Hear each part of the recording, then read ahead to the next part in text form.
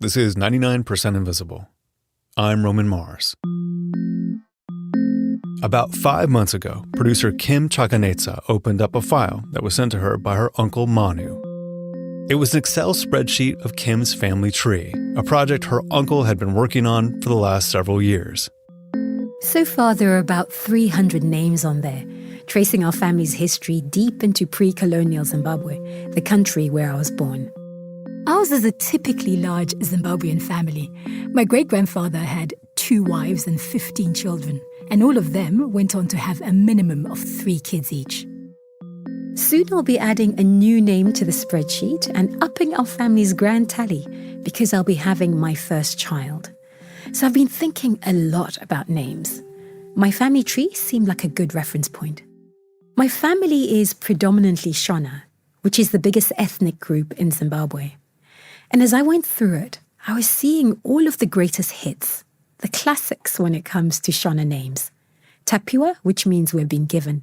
Ruvimbo, which translates to faith or trust. And Munyaradzi, which means to console.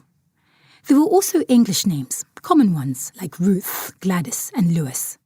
But then Kim started to notice a whole other set of Western names. Actually, to English speakers outside Zimbabwe, they aren't so much names as they are just words. She saw one family member who was named Suffer, another named Medicine. One of her many uncles was named Beer. Outside of the country, these kinds of names are rather unusual. But to me and millions of other Zimbabweans, these are fairly standard. What might surprise me is if I were to come across a boy called No Matter, or Memory, or Privilege, because these are typically regarded as girls' names. I have an uncle called Lovemore, and I have an aunt called Loveness. God knows is quite popular too. I went to school with Any More, Talk More, Pass More, Give More, Wake More. All of these were in my class. Tanaka Chidora is a Zimbabwean writer, poet, and academic. Almost everyone in Zimbabwe is a relative with such a name. Almost everyone. To the extent that when I was growing up and I was called Tanaka, I was wondering, why didn't they also give me a name like Love More? Because almost everyone around me had such a name. If you were born in Zimbabwe like Tanaka and me, especially in the last few decades, you would have heard these kinds of names all around you. But outside of the country, when people hear us say, "Hi, my name is No Rest, Psychology, or Talk More," they're usually questions, comments, and jokes. Much of the ribbing is from other Africans, but it also comes from Zimbabweans themselves, who, although used to these names, will still raise the occasional eyebrow. My name is Learn More. This is a Zimbabwean thing. Like, we have names like this as Zimbabweans, like Learn More, Give More. When I was growing up, my best friend's name was Take It Easy. Learn More Janasi is a Zimbabwean stand-up comedian who has gotten a lot of mileage out of his given name. Compared to Zimbabwean names like Hatred, Strongman, or Beat Them, the name Learn More might seem mild, but he has not been spared mockery, which he began to discover when he started traveling outside of Zimbabwe. There was this one encounter at the South African border. As soon as the immigration officer took my passport, she was just like, "Oh, your name is Learn More?" And I was like, "Yes." She's like, "Wow." And she called all her other immigration officers. She's like, "Look, guys, Zimbabweans are crazy," and just kind of made fun of that a little bit. But I was like, what is that? I've never had this before, I have friends from all over Africa who look at these names with a mix of amusement and curiosity, but also, sometimes, ridicule.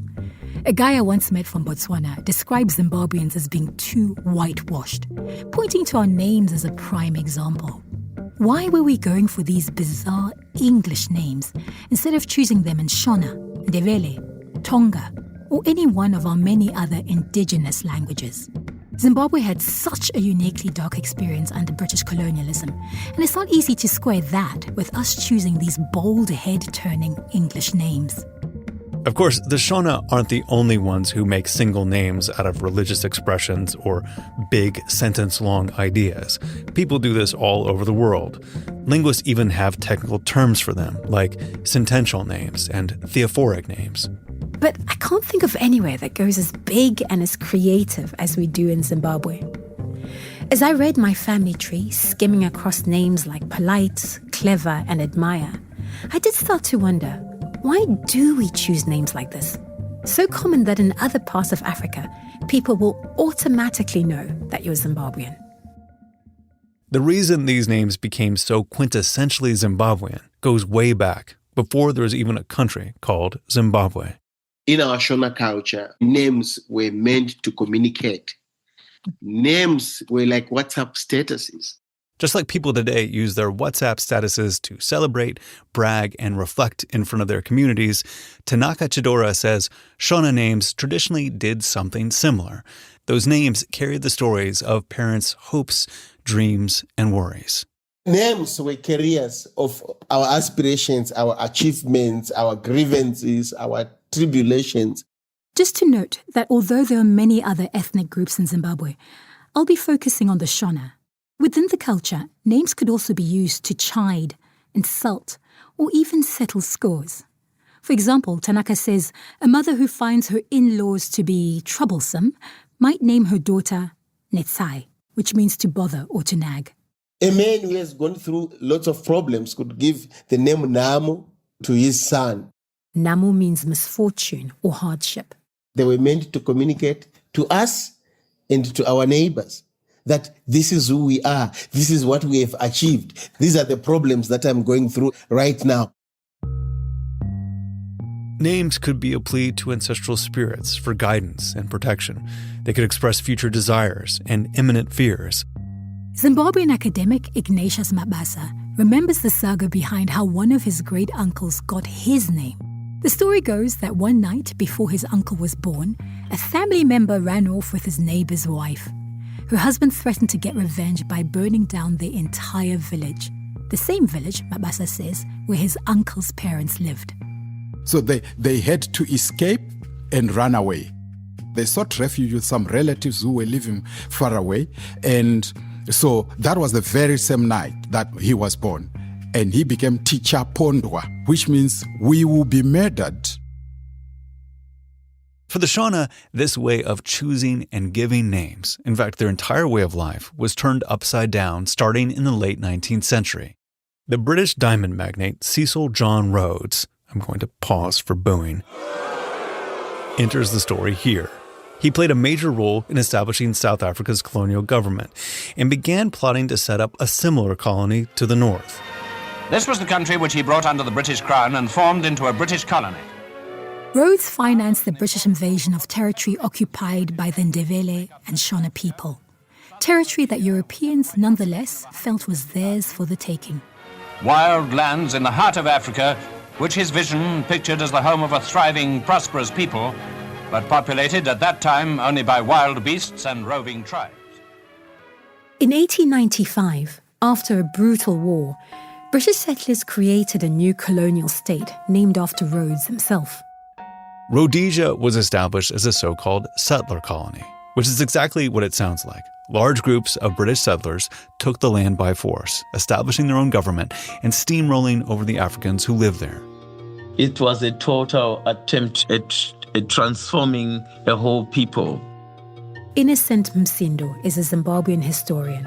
It's an attempt to change people's identities, an attempt to force people to either hybridize or mimic particular ways of doing things, doing justice, particular ways of dressing, language. White Rhodesians seized the cattle of indigenous farmers, burned their crops, and locked Africans into a tax system that was tantamount to slavery. Whites got access to the best jobs, while Africans were forced into low-wage labor in mines or on farms.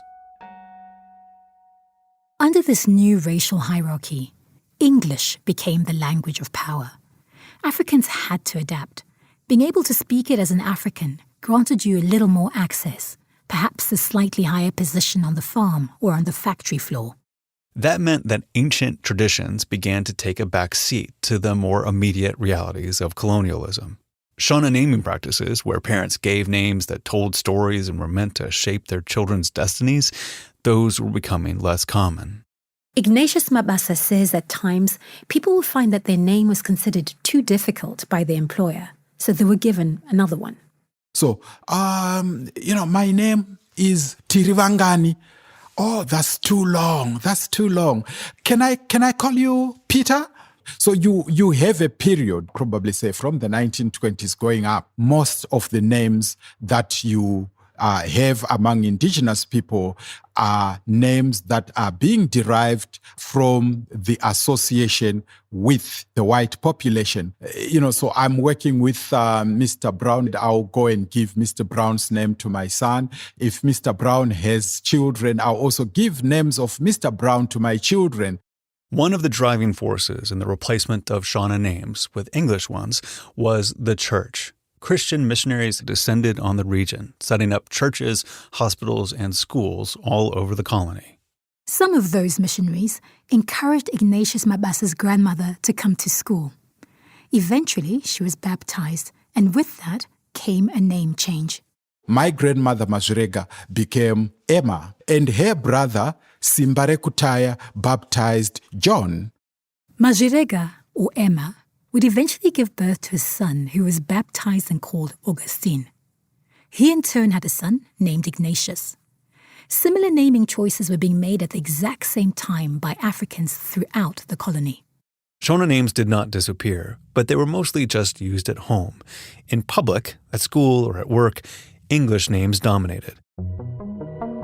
For the first half of British rule in Rhodesia, Africans did this dance, choosing Western names in order to navigate the colonial system. But starting in the 1960s, the country would experience enormous political upheaval. After a rebellion, and then a revolution, back to back, it emerged a different nation with a very different set of names. Africans would begin turning back to Shona and other indigenous languages, and choosing names that were charged with political resistance. This pushback started when white settlers staged their own resistance by deciding that Rhodesia would no longer be a British colony.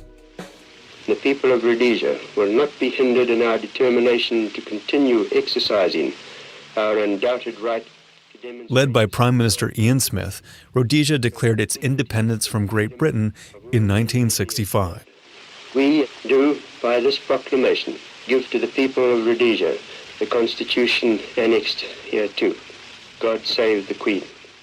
White settlers in Rhodesia had invented their own identity, calling themselves Rhodies, and they were living a very comfortable life. They had good jobs, houses with swimming pools, staff to keep it all running, plus excellent weather.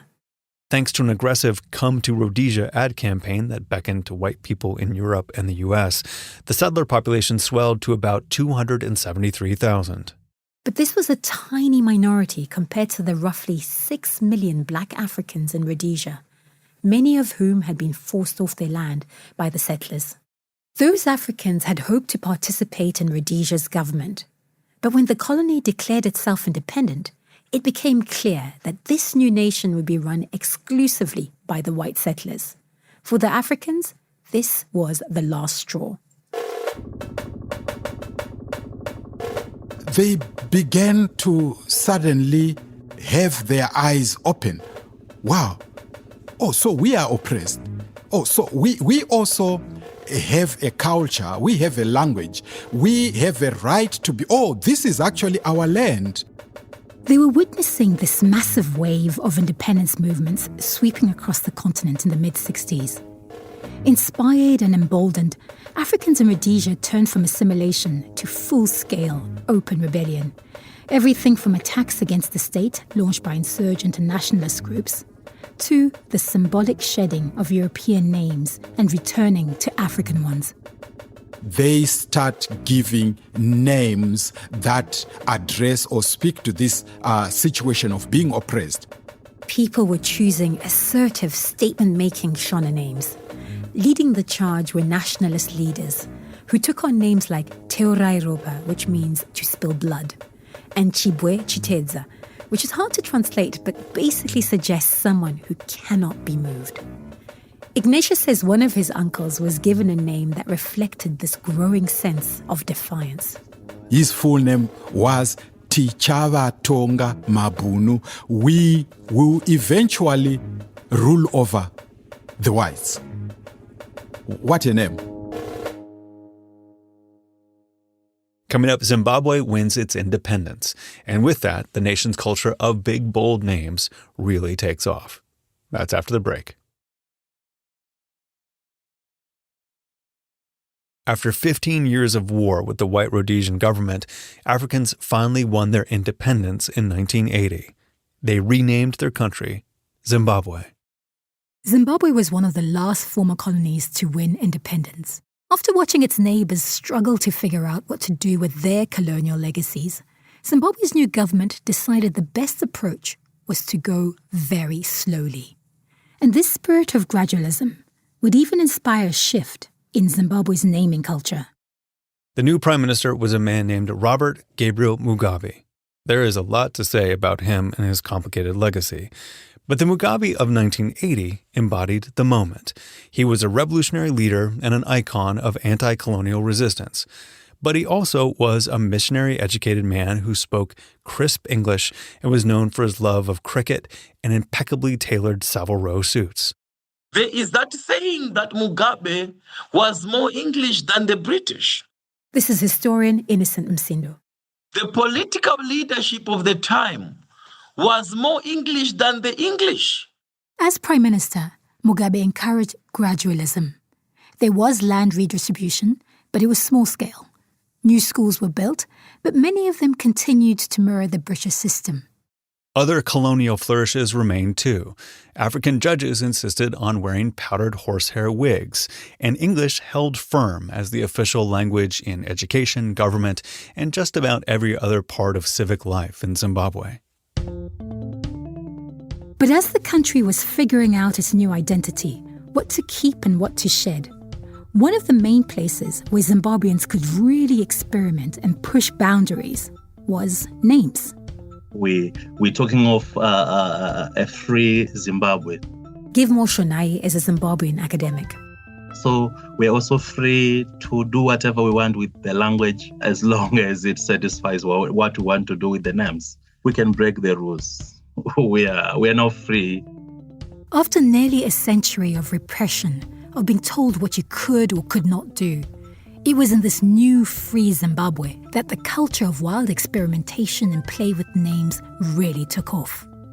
As power shifted into the hands of Zimbabweans, so did they sense that they were able to do whatever they wanted with English. Yes, it was still the dominant language, but now Africans were in control, free to remix and Shonify their names as they liked. I will not just pick a name like Obey, like Together, like Polite. That's too easy. Now we can add a verb, a determiner, an adjective, and compound and come up with a name. Now I can go and even express myself more and say, God knows, more blessing, or glad more, or what's more. Playing around with English and making it even more complicated. This meant that a name like Hajine, which conveys a message of acceptance and resilience in Shona, got translated to no matter. They're also taking names inspired by the Bible, like grace and faith and mercy, and translating them into Shona, which was new. These words were never used as names in Shona before. My younger brother's name is Kuziva Kwashe, which is a popular Shona name. After independence, you started to see more of its English translation, which is God knows. I would bet that most Zimbabweans know of at least one God knows. It's been 45 years since independence, and these names are everywhere. There's a famous ex-footballer, Havelook Dube, and a politician named Welshman Ngube. A friend in Harare once had to call the police, and the officer who showed up introduced himself as Inspector Breakfast. We weren't sure if his first name was Breakfast or Inspector. When I was researching the story, I came across one of several online forums posing the question, what is the strangest Zimbabwean name you've heard? There were all sorts of submissions, names like Hard Life and Lieutenant, most of which I could hazard a guess to their backstory. But there was one name on there that I was especially curious about. Please could you start by introducing yourself? Tell us who you are. My name is More Precision Mzadzi. More Precision Mzadzi is a politician based in Zimbabwe's capital, Harare. His name is a nod to the work his father did for decades. My father worked for British American Tobacco for almost 30 years. He was working as a machine operator. So in that department, there was a lot of equipment which was manufactured by Precision Engineering. So that's where he got the idea of naming me. The fact that his name was in this online forum full of Zimbabweans suggests that it's seen as unusual, even by our own creative naming standards. My name is something that I really love and adore, and I cherish and I treasure it. Everywhere I go, people actually are curious to say, what's your name again? My name has got meaning. It's not a meaningless name. It means being accurate to the point in whatever I do.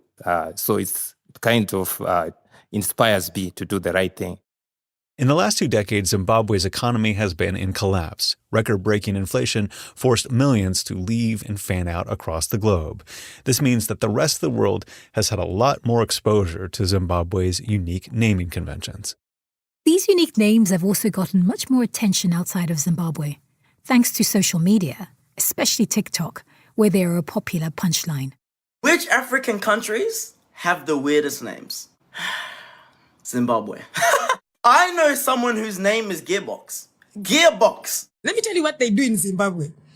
I met someone called Anything. Anything. Anything. This is all mostly in good fun, but Tanaka Chidora worries that the social media roasts plus the mass exodus out of Zimbabwe could one day spell the end of a unique naming culture. We are now aware, for example, of what the world out there thinks of us because of our names, right? And to tell you the truth, most Zimbabwean parents now, when they have children, they are also thinking of where the children will go when they grow up. Tanaka says he's seeing parents opting for names like Jaden, Jordan, and Caden, the kinds of names inspired more by reality TV stars and Premier League footballers than by the New Testament. Most Zimbabweans have now what we can call an outward orientation. They are saying, when my children go and live outside Zimbabwe, I want them to carry a name that does not bring laughter. For a long time, I really didn't like the name Learn More. Zimbabwean stand-up comedian Learn More Janasi started to have reservations about his name when he found out the story behind it. It's because my mother was young when she heard me.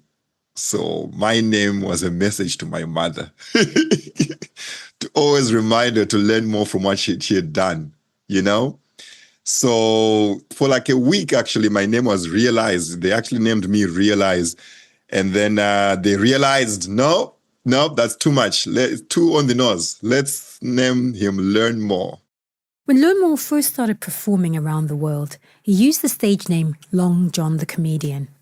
But privately, when he'd share his real name, people were eager to hear about its origins. Learn More is a Zimbabwean story. So that's when I went back to my actual name instead of a stage name. And then I started calling myself Learn More.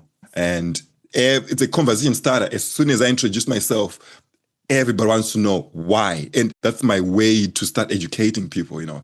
But Learn More says we shouldn't be shying away from names like his, which are hard-won and tightly stitched into the fabric of who we are as a country. Our names are very unique, and they come from a real place. So honestly, like if you have a name like that, you know, if you come from Zimbabwe, just be proud of it, you know, because it's a story, you know. We are all we are unique. We are a very unique little country, and we should be proud of it. And I am.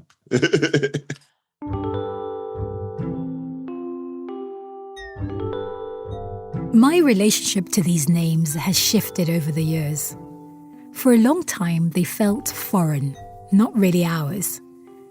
But as I've come to understand them better, I can appreciate the history that led us to them, the Zimbabweanness of them.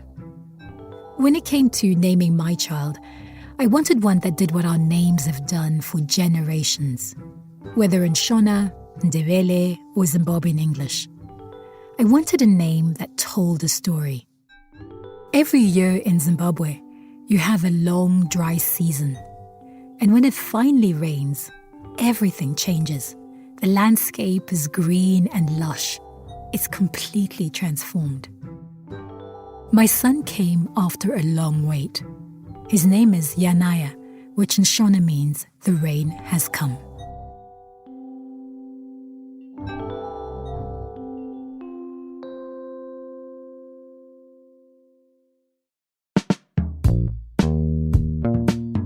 "99% Invisible" was produced this week by Kim Chakanetsa and edited by Christopher Johnson. This episode was mixed by Martin Gonzalez with music by Swan Real and George Langford.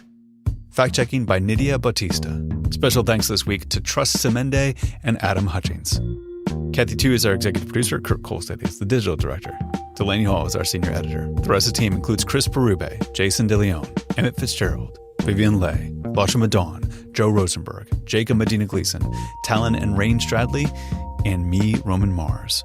The 99% Invisible logo was created by Stefan Lawrence.